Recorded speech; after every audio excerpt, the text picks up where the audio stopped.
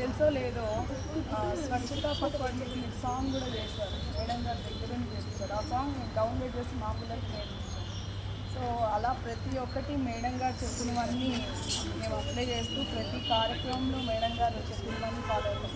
So ఇక్కడ కూడా మా ఇన్స్టిట్యూట్లో కూడా 45 మంది ఆడపిల్లలు ఉన్నారు. సార్ గారు అని వస్తుంటారు. అలా ప్రతి ఒక్క దాంట్లోనూ పార్టిసిపేట్. ఇక్కడ మీరు చూసినట్లయితే 45 మెంబర్స్ గర్ల్స్కి మేము ఇన్స్పిరేషన్ ఎన్ని మాట్లాడినా కానీ ఒక్కొక్క బేబీకి ఒక్కొక్క కేసు ఇస్తుంది. స్పెషల్లీ ఆడపిల్లలు చదువుకోకపోవడం వల్ల బాల్య వివాహాలు జరగడం వల్లనే అనాథాశ్రమాల్లో పిల్లలు చేరుతున్నారు.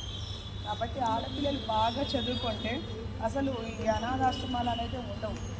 అందువల్ల నేను ఎప్పుడు బాగా సెటిల్ అయ్యే ఉమెన్స్ని, ఇన్స్పిరేషనల్ ఉమెన్స్ని ఎక్కువగా చూపించి వీళ్ళకి తయారవ్వాలని చెప్తున్నాను. నిన్న కూడా ఒక అమ్మాయి వచ్చింది మాకు. ఆ అమ్మాయి అమ్మ తాగుడుకు బానిస అయ్యి చిన్నప్పుడే నాన్నని పోగొట్టుకునింది. ఆమె తాగుడికి అవసరమై ఆ పాపని బెగ్గింగ్ చేపిస్తుంది, భిక్షాటన చేపిస్తుంది.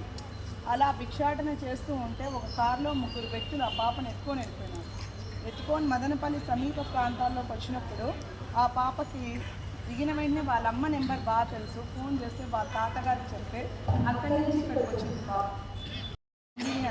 నందిని అనే అమ్మాయి. అలాగే నందిని అనే ఇంకో అమ్మాయి పోలీసు వాళ్ళు తీసుకొచ్చారు. ఇలా ఒక్కొక్క బిడ్డకు ఒక కేసు హిస్టరీ ఉంది. సో అదంతా ఆలోచిస్తామంటే ఎక్కడైతే ఆడపిల్లలు చదువుకోగలుగుతుందో, ఎక్కడైతే బాల్య వివాహాలు జరగదో, ఆడపిల్లలకి 3 ముఖ్యంగా ఉండాలి. ఆత్మాభిమానం ఉండాలి, మిమ్మల్ని మీరు ప్రేమించుకోండి. ఆత్మ గౌరవం ఉండాలి, మిమ్మల్ని మీరు గౌరవించండి. ఆత్మ సంరక్షణ కూడా ఉండాలి, మిమ్మల్ని మీరు కాపాడుకోండి. ఎప్పుడు పోలీస్ డిపార్ట్మెంట్లో లేదా ఇంకా వేరే డిపార్ట్మెంట్లో వచ్చి మనల్ని కాపాడాలి. అవన్నీ జరగాలంటే ముందు అమ్మాయి బాగా చదువుకోవాలి. తను చదువుకొని జ్ఞానవంతురాలై ఒక ఏజ్ వచ్చిన తర్వాత మంచి మ్యారేజ్ చేసుకోవాలి. ఇప్పుడు లైఫ్ స్టైల్ ఎలా ఉందంటే ఎలాంటి మ్యారేజ్ చేసుకున్నా అది కొన్ని రోజులే ఉంటుంది. ఇప్పుడు మన మదనపల్లి కూడా బాగా మీకు తెలుసు, రిలయన్స్ V2 షాపింగ్ మాల్ ఉంది తెలుసా, డిమార్ట్ షాపింగ్ మాల్ ఉంది తెలుసా. సో అక్కడ అందరూ మాకు కూడా బట్టలు ఎక్కువ వస్తుంటాయి, 1 టైం యూజ్ చేస్తున్నారు. సో ఆడపిల్లలకి బట్టలు చాలా వేగంగా మార్చుకుంటాం. అవునా కాదా? మీరు ఎవరైనా ఇంతకుముందు పాతకాలంలో చూసినట్లయితే ఆడగారికి అమ్మగారు పెట్టినట్టుగా, అత్తగారు పెట్టినట్టుగా, అలాగే మెచ్చురైనప్పటికీ ఏమమ్మ పెట్టినట్టుగా, ఇలా చాలా పద్ధతిగా ఉంది. చీర కొనుక్కుంటే డ్రెస్ కొనుక్కుంటే తాతను అవ్వను ఇలాంటి పెద్ద పెద్ద హిస్టరీ ఇస్తున్నారు. ఇప్పుడు అలా లేదు. వీటిలో కొనుక్కుంటే 1 టైం యూజ్. సేమ్ అమ్మాయిల ప్రవర్తన ఆలోచన కూడా 1 టైం అయిపోతుంది. అలా కాకుండా బాగా చదువుకోగలిగితే ఏది రైటో ఏది రాంగో తెలుసుకుంటారు. వేరే వాళ్ళకి కూడా మీరు చదువు చెప్తున్నారు. అలా మీరు ఆలోచించి డెసిషన్ తీసుకోండి. ఎందుకంటే ఇది చాలా కృషి లేదు.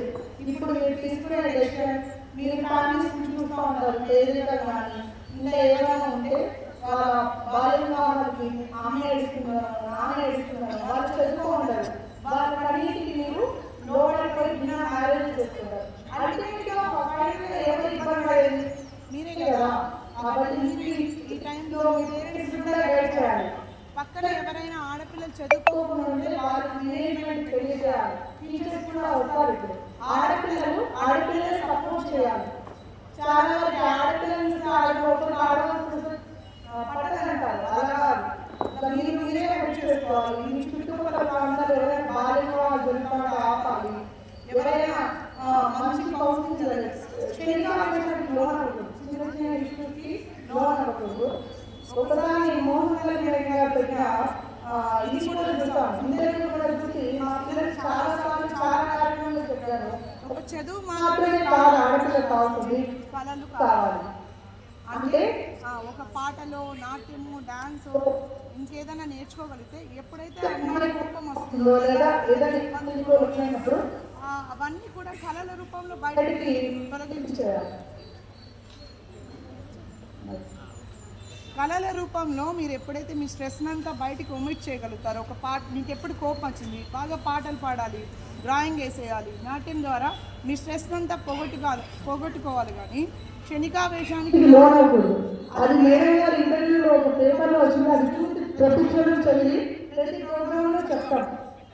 ఆ విధంగా చెప్పడం వల్ల అల్టిమేట్ ఏ ఇల్లు నిరుపయోగం అవ్వదు, అనాథ పిల్లలు తయారవ్వరు, ఎక్కడ కూడా ఇది కాదు. ఏమంటే మార్చి 8 మహిళా దినోత్సవం, మరి రెడ్డి సార్ గారు మాసోత్సవాలు చేస్తున్నారు, బాగుంది. అలా కాకుండా ప్రతి ఇంటిలో ప్రతిరోజు మహిళా దినోత్సవమే, ప్రతిరోజు ఆడపిల్లల్ని గౌరవించాలి. ప్రతి ఆడపిల్ల తల్లి అవుతుంది, తల్లి అయిన తర్వాత పిల్లల్ని కంటుంది. ప్రతి తల్లి ఖచ్చితంగా తన బిడ్డ కాలు ముక్కొనే పోవాల, బయటకు ఎక్కడికైనా పోతున్నారంటే అది మా ఆశ్రమంలో మేము ఫాలో చేపిస్తాం. మా ఫౌండర్ గారు కానీ ఎవరైతే పెద్దవాళ్ళు ఉంటే వాళ్ళు కాలు ముక్కొనే పోవాలి బయటికి వెళ్ళినప్పుడు. అది సంస్కారం అనేది అక్కడి నుంచే స్టార్ట్ అవుతుంది. అలాగే పూర్వకాలంలో ఉండేది రాష్ట్రాన్ని మగ పిల్లలకే చేస్తున్నారు. ఈక్వాలిటీ చాలా బాగుంది. కాబట్టి బాగా చదువుకొని సంస్కృతి సాంప్రదాయాలను కాపాడుతూ ఒక నిలబడి వాళ్ళకి మీరు మారల్ గా ఉండాలి. పిల్లలందరూ మారలే, మొన్న కూడా మీరు హిమాలయాస్ చూపించాం. పిల్లలు స్కౌట్స్ లో వెళ్ళడం. సో మేము ఇక్కడ వచ్చి మాట్లాడుతున్నామంటే మీరెప్పుడు మాకు ఇన్స్పిరేషన్, మీ టీచర్స్ ఎప్పుడు ఇన్స్పిరేషన్. కాబట్టి ఇక్కడ 4 hours వర్క్ చేస్తున్న టీచర్స్ ని ఆదర్శంగా తీసుకుని మీరు ఈ స్టేజ్ వచ్చి కూర్చుంటే ఈ స్థాయికి వస్తే సంతోషపడే వాళ్ళు మేము ఎప్పుడు ఉంటాం. మీరెప్పుడు మాకు మార్గదర్శకులుగా భావిస్తున్నాము.